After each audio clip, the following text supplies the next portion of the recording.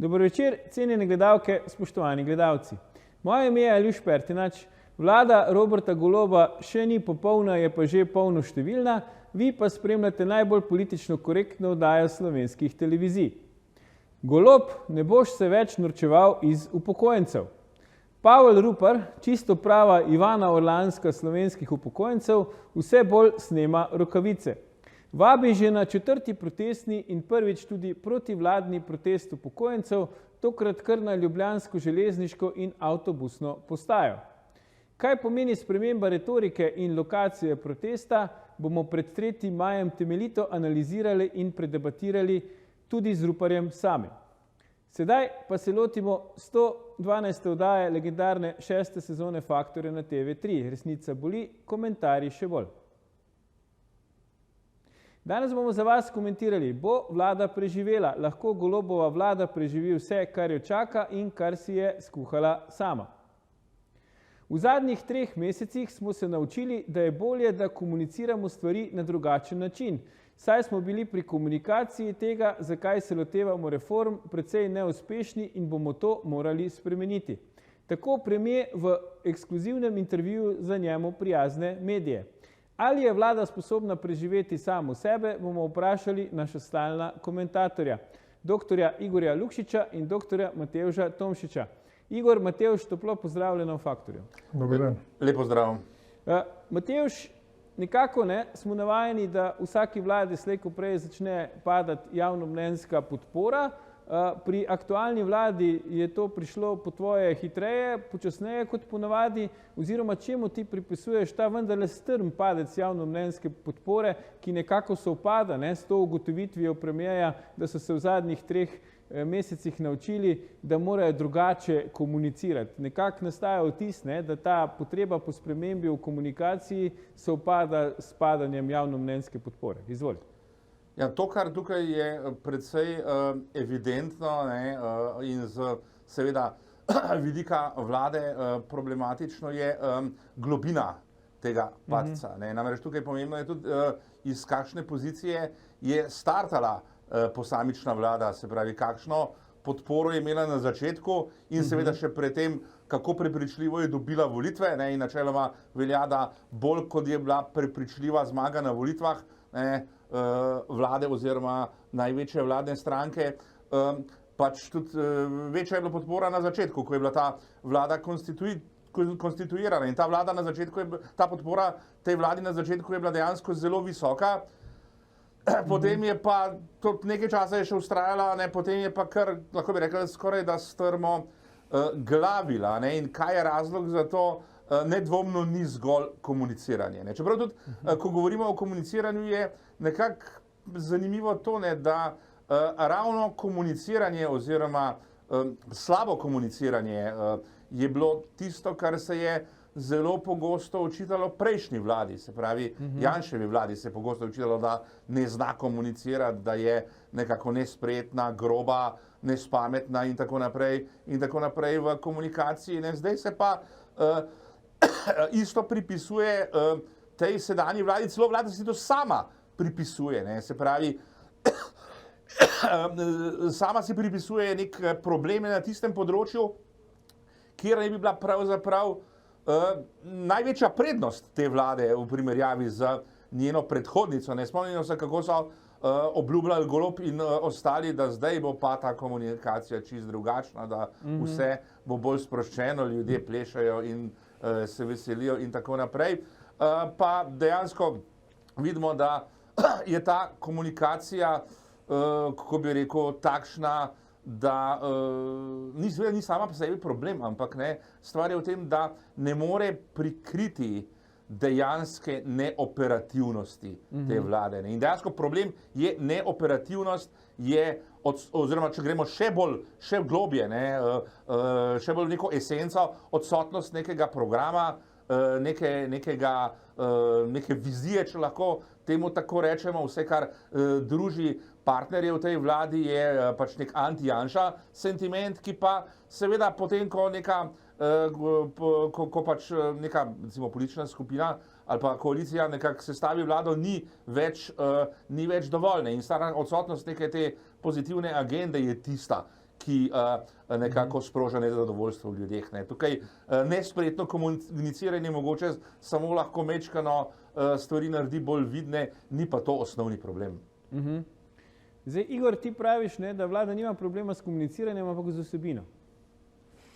Ja, ta vlada je prišla na tem sentimentu anti-Janša in je pravzaprav imela srečo, da je Janša pripravil 3 referendume, tako da je podaljšal to legitimiteto, ne, in da so ljudje imeli vtis, da je Janša še zmeraj kar naprej na oblasti, če ne bo glih zdaj, če bo zmagal ta referendum, bo pomenilo to, da je on prišel na oblast in to je bil veter v jadra tej vladi antijanšizma. Ko jih je Janša pustil primer zdaj 2-3 mesece, se je pokazalo, da razen tega antijanšizma kaj več pokazati nima. Ne? Pa smo imeli še to menjavo ministrice, ravno na programu antijanšizma, tam so se lovili, koliko tega antijanšizma mora biti pri kakšnem ministru. In od takrat naprej pravzaprav nimamo nekih velikih zgodb. Torej, prišla je ura resnice. Ne, pokazalo se je, kaj ta vlada ima v programski torbi in takrat se je pa začelo. Ne. Prva reforma, druga reforma, tretja reforma, četrta reforma, 5 reform v 2 mesecih. In ko smo pričakovali, da se bo ta famozni timing začel realizirati, se je pa začelo, ja, prestavljamo to reformo, tale timetable, ne, se bo spremenil in tako naprej. In famozne časovnice, ne. In takrat se je začelo potem rušiti. To je en del zgodbe. Drug del zgodbe, kjer je prišel premier, predtem pa še predsednica državnega zbora v navzkriž z neko predstavo, kaj je država, ki jo imamo mi, recimo sorazmerno normalno, tradicionalno orientirani ljudje na levi in desni, kako se obnašaš na proslavah, kako si predstavljamo nekoga, ki predstavlja državo, ne pa samo sebe. Ne, to je nesporazum. Se je pa poglobil s kulturnim praznikom. Ne. Na kulturni praznik človek pričakuje, da bomo častili kulturo in nagrajence, ampak zdaj smo imeli priliko počastiti in pozornost preusmeriti čisto na nekaj drugega. In to je bil, po mojem mnenju, absolutno napačno izbran termin in tudi predvsem zaradi tega, ker je predsednik vlade še v zvezi. In iz tega je šlo en nesporazum, ki zbija kredibilnost. Ampak to je politični nesporazum, to ni problem v komuniciranju. Ne. On bi lahko to povedal na kakršenkoli način, ne. Še tako sofisticiran bi bil isti problem, ker problem je politične narave. Mi imamo različne vrednote. Jaz recimo mislim, da se to ne dela, ne na tak način, na noben način. Ne, da se to dela drugače. In to mislim o tem, kar dela predsednica državnega zbora, se pravi s tistimi presežki in ravno tako predsedniku vlade. Torej, izgleda, da tako misli še en del volilnega telesa in da je to konsekvenca. Zdaj pa, da so ga spet, ne moramo reči drugače, kot to nategnili, da je problem v komuniciranju, to delajo tisti, ki so plačani. Se pravi, oni so verjetno najeli še nekoga dodatnega komunikatorja, da bo zdaj dobil neka dodatna sredstva, da bo boljši in tako naprej. In se je pokazalo že, tisti, ki je ocenil, da je problem samo v komunikaciji, ne ga je pripeljal na televizijo, da je še dodatno poglobil svoj problem, ne, predsednik vlade, političen problem, ne v komunikaciji, in s tem spet dal možnost, da bo lahko angažiral še 5 komunikatorjev. Ne. Ampak problem ni v komunikaciji, problem je politične narave, o tem, kar je govoril Matevž, to, kar si ti omenil, se pravi, treba je začeti politično delati, treba je začeti plesti nek politični konsens v tej Sloveniji o tem, da bomo videli, da tej vladi in predsedniku vlade je jasno, kam to državo peljati in da se ne bomo ukvarjali samo s tem neizživetimi egi, ki so zdaj naenkrat pred nami in se razkazujejo vsej širini. Matevž, zdaj, čemu pripisati, ne? Zdaj Igor je rekel 5, to je verjetno neka taka konzervativna ocena, on je stare leta bolj konzervativen. Zdaj, če bi vse hoteli našteti, če bi bili malo privoščljivi, bi rekli, da je vlada napovedala, da bo 7-8 reform izvedla, ne? In to pač relativno takoj, potem, ko bo se usedla na stolčke. Čemu pripisati zdaj to neko poplavo? Ne? Zdaj, neki mogoče je neizkušenost ali pa nepoznavanje političnega prostora, ampak vendarle, ne, vemo zaostrene razmere pač zunaj, na katere nimaš vpliva, zaostrene razmere znotraj države, na katere imaš omejen vpliv, ti pa rečeš, bomo zdaj speljali 7-8 reform in to take tudi vmes, ki pač v bistvu že 30 let so bile pretrd oreh za vse prejšnje vlade. Ja, no, ta koalicija je na začetku napovedala, da bo reformirala tako rekoč vse živo. Pač ni praktično, da ga ni področja tukaj, ki ga oni ne bi reformirali, ne, ker je bilo pač treba nekako na nek simbolni način dati vedeti, da bodo opravili, da bojo počistili tako rekoč z celotno dediščino prejšnje vlade. Ne. Se pravi, če je prejšnja vlada nekaj sprejela, neko odločitev, ne, ali pa nekako usmerila politiko v neko točno določeno smer, jo je ta želela čisto iz nekega inata, kot se temu reče, obrniti v drugo smer. Ne. Vendar pa tukaj za vsemi temi bombastično napovedanimi reformami dejansko ni stala neka vsebina. Ne. To, kar mislim, da vsi tri tukaj ugotavljamo, ne, da ta pač vlada nima neke vsebine. Ne. In tudi, ko so napovedovali te reforme, je bila to pravzaprav nekaj votlega. Ne. Šlo za neko bombastično, a vsebinsko prazno retoriko. Ne. Vse, kar so pač oni vedeli, da je bilo narediti nekaj proti nečemu. Ne. Nekaj nasprotno od tega, kaj je počela prejšnja vlada, ne, ampak kako bi pa oni nekako stvari usmerili na v neko pozitivno smer, o tem pa tukaj pač si niso na jasnem. Ne. Govori se o neki zdravstveni reformi, o davčni reformi in kaj je zdaj? Ne? Zdaj, a reforma bo ali ne bo? Ne? Tukaj potem predsednik vlade reče, ja, da tisto, kar bo ljudem všeč, bomo reformirali, tistega, kar ne bo všeč, pa ne bomo reformirali. Ne? Zdaj, ne moramo niti podrazno vedeti, pri čem smo. Ne? In ja, osnovni problem je v tem, da tukaj predvsem največja vladna stranka, ne, ta, ki nekako drži ključne niti v svojih rokah, nima nekega jasnega programa. Edina stranka v tej koaliciji, ki ima nek program, ne, je stranka Levica. Pustimo to, kaj si mislimo o tem programu. Je zagotovo nič dobrega, nič pozitivnega. Ne, ampak ja, oni so edini, ki imajo neko agendo, ne, in potem se izpade nekako dost paradoksalno, ne, da stranka, ki je najmanjša v tej koaliciji, dejansko narekuje neko agendo. To narekuje, ja, ampak zdaj moramo pa mi narekovati krajši premor, tako da ne nam uiti, gledalci, se vrnemo po oglasih, ko nadaljujemo s komentiranjem, ali bo vlada Roberta Goloba preživela. Ostanite.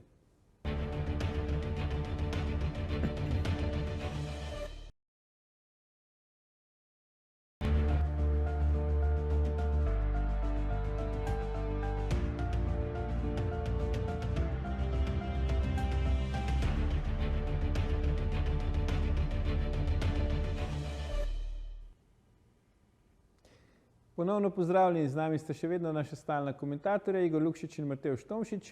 Pogovarjamo pa se o tem, ali lahko Golobova vlada preživi vse, kar jo čaka, oziroma tisto, kar si je skuhala sama. Igor, če gremo zdaj mogoče konkretno na posamične reforme, ne, davčno verjetno lahko že kar prekrižamo, glede na premierjevo izjavo, da davčne reforme ne bodo izvajali, če bo v škodo večine ljudi. Ne.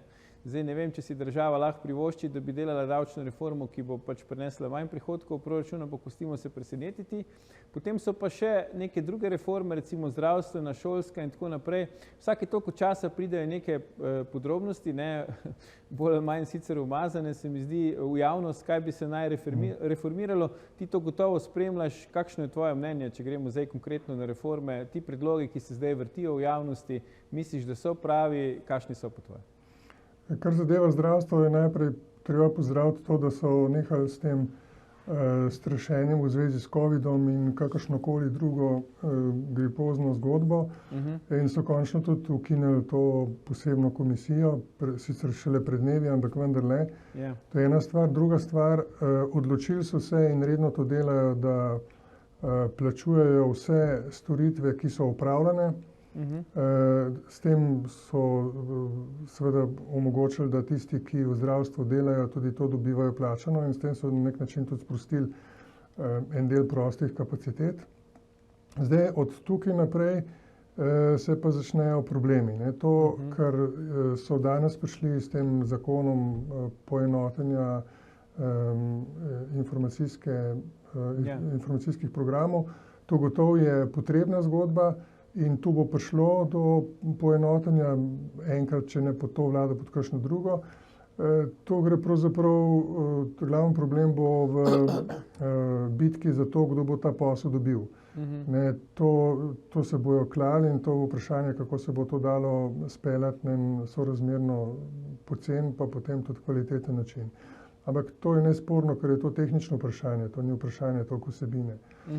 Drugo vprašanje, ki so ga zdaj načeli, je zdravstvena zavarovalnica. Tam so pravzaprav rinejo z nekim predlogom, ki je dosti bil nedomišljen in zato so tudi že na prvi seji danes vsi tisti, ki se na kaj spoznajo, ugotovili, da bo treba pripraviti pravzaprav nov predlog. Tam je zadeva, kot vidim, izrazito nepremišljena, ne upošteva, skratka nimam pred sabo tega božjega vodenja, tega velikega denarja in potem tudi sistema.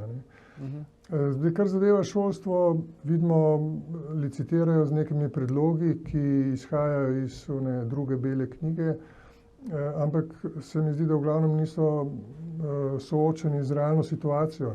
Ne moreš uvajati drugega jezika v osnovni šoli, če še za prvega nimaš zadosti učiteljev tujega jezika. Ne. Mi imamo zdaj problem, da učiteljev za osnovno šolo zmanjkuje, čez 10 let bo sploh velika kriza, ali celo že čez 5, podobno kot se nam dogaja v zdravstvu, ne. In na to nimamo odgovora.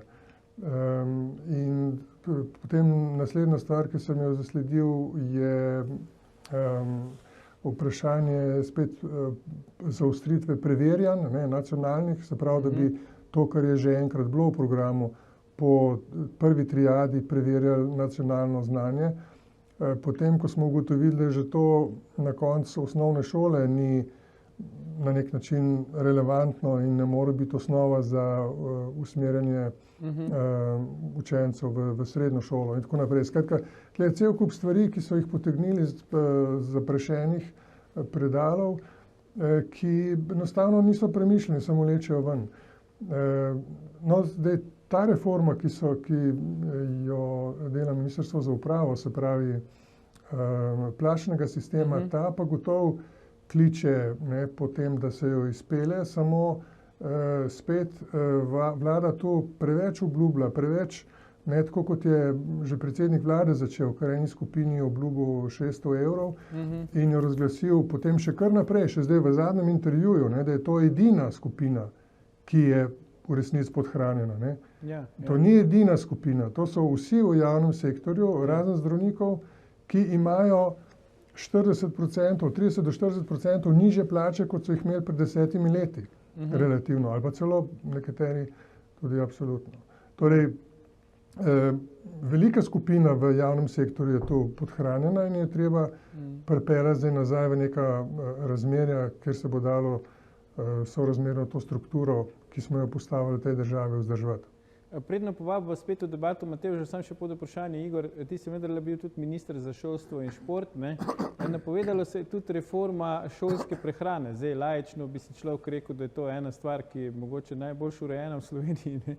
V Evropi pa tudi širše. Zdaj, kaj bi ti recimo reformiral na področju šolske prehrane? Na področju šolske prehrane bi bilo treba samo dati več denarja, zato da bi bila ta bolj kvalitetna. Še zmeraj je evro 43, kot vem, ne, tako kot smo mi postavili, se pravi pred 12 leti, je ocenjena prehrana. Za ta denar seveda se danes po 10 letih ob 40% inflaciji dobi skoraj pol manj. Torej je to pol slabše. Drugače pa je bil sistem zelo dobro nastavljen, se pravi z vsemi temi varovali, da se ne naroča hrana in pripravlja hrana za dijaka in osnovnošolca, ki ne je in tako naprej. Torej, če so pripravljeni dati še več sredstev, se pravi, da bi bilo brezplačno za vse, vsak dan, in to ne za vse, ampak za tiste, ki se prijavijo, se pravi za žive in tiste, ki hočejo jesti. Ker mi smo takrat ugotovili, da vsaj 1/4 do 1/3 hrane se vrže vsak dan stran. Tisto, kar je SDS predlagal, topli obrok za vse vsak dan, ni bilo realizabilno, ker enostavno niso imele šole vse možnosti, da to prehrano razdelijo, da tudi proizvedejo, da dobijo naročnika in tako naprej, ki bi to delal. Tako da to bi bilo treba zdaj pogledati z tega stališča, kako zdaj funkcionira in to nadgraditi. Tako kot so se lotili zelo na hitro, s neba pa v rebra, kot bi rekel, zgleda, da ne bo ta pravega rezultata, kar pomeni, da bojo preveč denarja vrgli stran za premehen efekt. Ja. To je problem. Zdaj, Matevž, ti si bil, da najdlje pri teh izvedbah teh silnih reform so bili na finančnem ministrstvu z davčno reformo. Vemo, sicer vlada je napovedala praktično takoj za po prevzemu oblasti, potem načeloma ni bilo, oziroma samo ukinili so neke stvari, ki jih je sprejela prejšnja vlada, napovedovali so za naslednje leto, zdaj vidimo, da se jim ta rok izmika, ampak vendarle, saj pač neki predlogi so bili v javnosti. Pustimo zdaj, a so se zdeli pametni ali ne. Ampak ravno na tem področju je najbolj črno piko dal premier svojemu pač finančnemu ministru, na nek način svoji desni roki, mu je tako rekoč vzel reformo iz rok oziroma komuniciranje v zvezi z reformo in ga javno kritiziral. Zdaj, kako si ti to razlagaš, Matevž, da pa tam, kjer so pa najdlje prišli, vidi zdaj premier največji problem? No, pa tukaj smo spet pri komuniciranju. Tukaj ne bi domnevno spet bil problem, da ekipa iz Ministrstva za finance ni znala skomunicirati te svoje reforme, ampak ponovno je tukaj komuniciranje zgolj neka krinka, oziroma slabo komuniciranje zgolj neka krinka za neko odsotnost neke vsebine. Ta vsebina te davčne reforme je bila taka, da jaz mislim, da je večina teh, ki se dejansko spoznajo na finance pa na davčne zadeve, da jo je precej skritizirala. A dovoliš, Matevž, tle samo en klic, se mi zdi, ki treba povedati. Ja. Če so se oni pogovarjali o tem, da bi bilo možno uvesti davek na regres in na kilometrino, na potne stroške, potem se vidi celoten širina njihovega in političnega in strokovnega razmisleka. Torej, tisti, ki je govoril o tem, bil je pa to minister, da so o tem razmišljali in da to mogoče bo, mogoče ne bo, je že zadosti pomemben indikator, da vemo, da ne gre za komuniciranje, ampak gre za mentalno omejenost, ne morem reči drugače. Točno to, skratka, tukaj je šlo za nekaj, kar je, ne vem, služilo samo sebi namen, ali je tukaj bila spet neka mogoče agenda, recimo, predvsem agenda najmanjše vladne stranke, Levica, ki nekako bi obdavčila pač praktično vse živo, in tudi konec koncev predsednik vlade je glede določenih zadev bil dosti dovzeten na to vrstne signale, vendar pa očitno se je glede tega zgodil revolt in to predvsem v tistih krogih, ki nekako sodijo med podpornike te vlade in največje vladne stranke. Jaz mislim, da so bili tukaj neki interni signali tisti razlog za to, da ne bi se ta reforma ustavila. Ne neko splošno nezadovoljstvo v javnosti. Jaz mislim, da je bila ta reforma ustavljena od znotraj, ker pač neki davki, obdavčevanje nepremičnin in podobnega, to je nekaj, kar tudi mnogim tistim, ki so podporniki te vlade in največje vladne stranke, nikakor ne ustreza. In tudi to komuniciranje je bil tukaj, kot rečeno, spet bolj kot nek izgovor. In tukaj, kar imamo, lahko spremljamo ogromno nekih mašil, ogromno neke krinke. Tukaj vlada ustanavlja po tekočem traku nekakšne strateške svete. Imamo strateški svet za prehrano, potem prednedavni smo dobili strateški svet za boj proti sovražnemu govoru. Tukaj gre za vse zadeve, ki so močno ideološko motivirane, ampak tukaj je pa zdaj vprašanje, koliko to ni bolj kot nek krinka spet, ki prikriva dejansko neučinkovitost te vlade. Ja, zdaj, Igor, dostikrat v Sloveniji se mi zdi, pademo na to famo ali pa finto, če hočeš, kakor rabimo uspešnega podjetnika, ki mu damo državo v roke, pa pol bo vse drugače, vse boljše in tako naprej. Pri ljubljanskem županu Zoranu Jankoviću je bilo malo tega, on je sicer zmagal na volitvah, potem vlada ni sestavil, tako da nismo v živo videli, kako bi on kot biznismen vodil državo, ampak tudi premier Golob je nekako s to avreolo uspešnega podjetnika prišel v politiko, ne. No, zdaj pa Aleš Štrancár, ki je tudi na drugačen način verjetno uspešen podjetnik, pač piše javno, piše kolumne, v katerih pravi, da je to žalitev za vse poštene podjetnike, da se Robertu Golobu reče, da je podjetnik. Zdaj zanima tvoje mnenje, ti nisi podjetnik, ampak vseeno, zdaj, kaj je zdaj s tem podjetništvom? A je to zdaj, je res to, kar rabimo, ta podjetnost, ker Golobu pomanjkanje podjetnosti verjetno ne moramo učitati, ampak je to ta prava podjetnost oziroma ali je tle težava, da pač vsi ti interesi podjetniki pol pridejo na konec z neko elementarno poštenostjo, da ne rečemo zakonitostjo, nimajo več kaj veliko zveze. Ja, to je neka konzervativna drža, ki predpostavlja, da nekdo, ki vodi neko podjetje, ki je lahko družina, se pravi pa je uspešen padrone, da ga to kvalificira tudi, da bo znal potem urejati razmerja v celotni državi. Lahko je nekdo dober predsednik enega društva, lahko je nekdo en dober podjetnik, se pravi vodi podjetje in ima tam dobre finančne rezultate, ampak to so vsi taki, bi rekli, bornirani, omejeni interesi. Tam je en produkt, ki ga prodajaš, tam imaš en tip ljudi, ki so usmerjeni na prodajo enega produkta ali pa proizvod enega produkta. Tam samo skrbi za pravzaprav tehnične relacije. Tam so ljudje postavljeni kot podaljšek tega procesa, ki je izpeljan iz končnega produkta nazaj. Se pravi, gre za tehnične relacije. Politika je pa druga zgodba. Tu pa imaš ti opravka z najrazličnejšimi interesi, najprej s pozicioniranjem države v mednarodnem prostoru in potem z najrazličnejšimi vrstami interesov in z vzpostavljanjem ali pa vzdrževanjem celotne strukture, s predstavljanjem vrednot. Ti ne moreš tam nastopati kot posameznik in slediti samo svojemu privatnemu interesu, urejati družinske razmerja, kot bi jih urejal, ne da si predsednik vlade, recimo.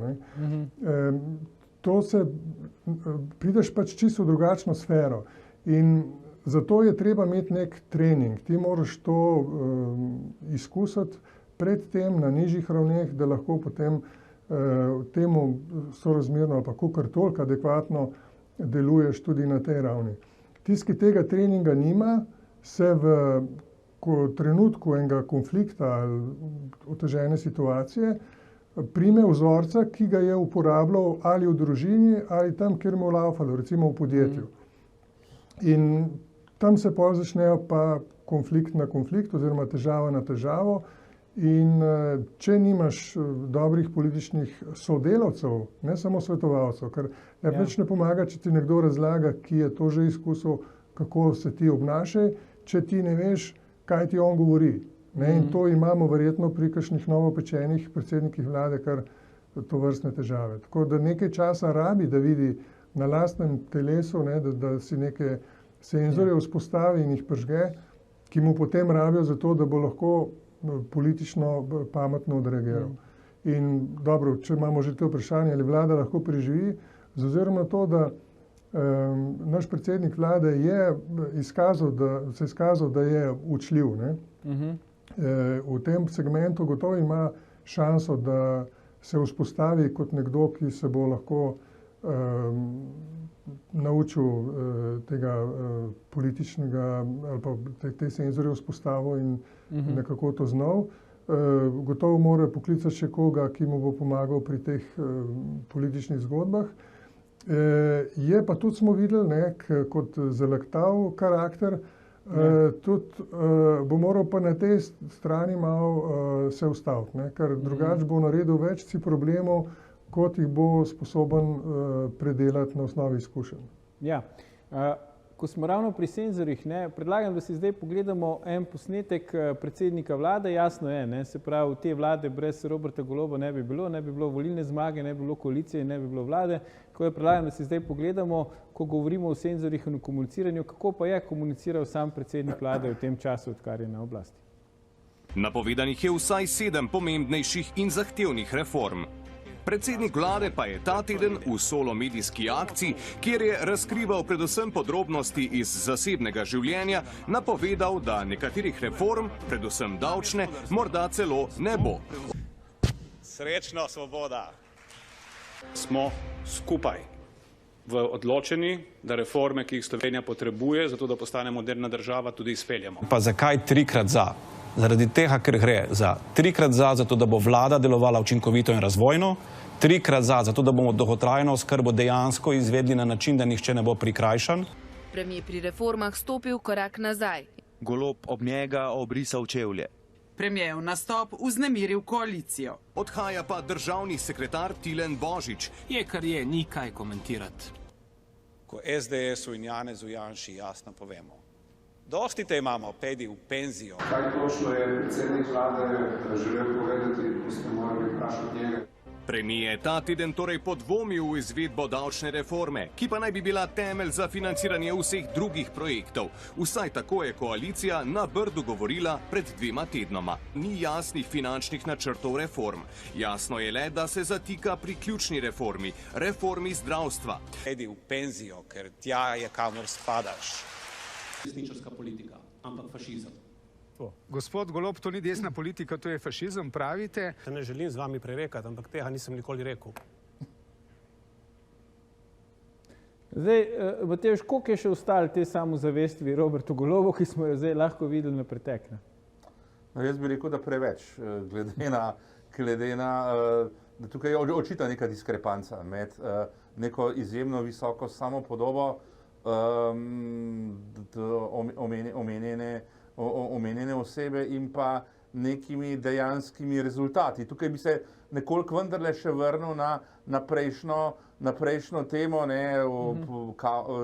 neki podjetniki ali pa vsaj domnevni podjetniki v politiki. No, to razmišljanje, da pač je možno državo voditi kot podjetje, je zelo poenostavljeno. Tukaj to so razlike že čisto v funkcionalnem smislu tako velike, kot je dobro prej Igor pojasnil, ampak tukaj je treba vendarle razlikovati med določenimi ljudmi, ki so nekako iz tega poslovnega sveta zakorakali v politiko, in tukaj se jaz povsem strinjam z izjavo Aleša Štransarja, da pač tukaj v primeru recimo Goloba in podobnih nikakor ne gre za podjetnike. Konec koncev, Golob je bil nek državno nastavljeni menedžer, podobno kot je bil Zoran Janković, politično nastavljen menedžer. Tukaj ne gre za podjetnike, ki bi sami svoje podjetje, nekako uspešno podjetje ustvarjali iz nič, in tudi neke njegove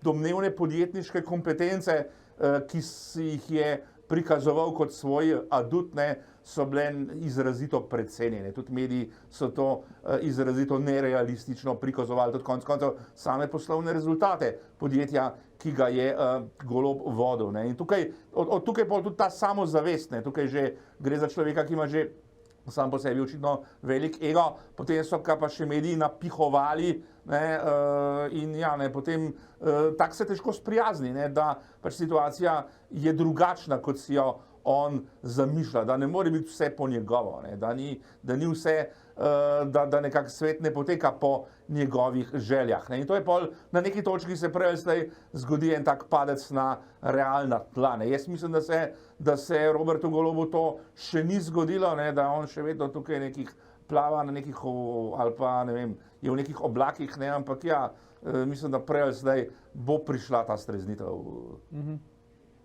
Zdaj, Igor, Robert Golob ponavadi odreagira tako, ko se pojavijo problemi, da reče, da bo nase prevzel ali pa da bo sam naredil to, kar je za narediti. Zdaj, lahko na koncu on ostane čist sam, ker če bo vse vzel v svoje roke, in ali je sploh možno, da bi ena oseba pa praktično namesto celotne vlade oziroma celotne oblasti vlekla poteze in ohranjala to oblast pri življenju? Ja, to je ta mentalni model, ki je pravzaprav škodljiv. Ko sem enkrat nekje rekel v javnosti, da ima ta vlada problem in sicer z vodenjem, meri točno na to, da ti moraš svojim sodelavcem zaupati, predvsem pa moraš take zbrati, da jim lahko zaupaš. Se pravi, da približno vejo, kaj morajo narediti, ampak dobro pa je, se pravi, samo to ne moreš, če priješ z ekipo na volitve, pa z eno ekipo, potem za vlado imaš drugo ekipo in ne za ene, ne za druge, ne veš, kaj so pred tem v življenju počeli. In ne veš, ali imajo približno vsaj isto v glavi kot ti, razen tega, da so kao proti Janši. Kar je premalo za to, da je nekdo poslanec ali pa minister. Ampak ok, to imamo zdaj, kar imamo. In od tu naprej seveda morajo ljudje delati te reforme oziroma pripravljati voditi resor, resmo, ne. Ker največja reforma, pravzaprav, ki jo mora minister narediti, je, da vodi resor zgledno in zdaj naredi tisto, kar je treba. In ni treba razglašati, da bo naredil te ali one reforme, ker to nima pravega smisla. Še zlasti ne, če nima predstave o tem, kaj misli narediti. Tako da na koncu, tako kot se je zdaj začel obnašati, ne, oziroma kot se obnaša od začetka, je to kazanje, kako pa on zmore in nekako odrivanje od vlade, ne. Predsednik vlade bi moral skrbeti za to, da se ljudje v njegovi vladi ne kregajo, da se med sabo ne primerjajo, da ne tekmujejo v tem smislu, kdo bo prvi odletel, koga premier mara, koga podpira, s kom bo javno šmeral, proti komu bo šel in s tem povzroča še naprej konflikte v vladi ali pa na nek način gotovo koga demotivira tak pristop. Na tak način se mogoče da delati v podjetju, ne, ker ti si ekskluziven zaposlovalec. Tle pa je problem celotna javnost. Pokazalo se je recimo na ministrici za notranje zadeve, ne, da to je treba računati, da javnost odreagira. Ne. Ti, če v podjetju zamenjaš nekoga, ki ga takole skloftaš ali pa nekaj naredi, to ni nobenih konsekvenc. Ne. On dobi novo službo, lahko mu celo pri tem pomagaš. Ne, in tega političnega efekta ni. Tle v tem primeru pa vsaka taka zgodba ima politični efekt. Torej, kako zdaj ministra, ki si ga razglasil za pol nesposobenega, držati v vladi, da ti bo speljal proračun in da bo imel to vrstno avtoriteto, ki jo mora imeti minister za finance, tudi pred drugimi ministri, ne, da lahko pride s predlogom in da so ti predlogi verodostojni in vredni podpore, če si ga javno tako grdo okrcal. Da ne govorimo tle, da razlagaš, da je pa drug minister absoluten prvak v načinu komuniciranja.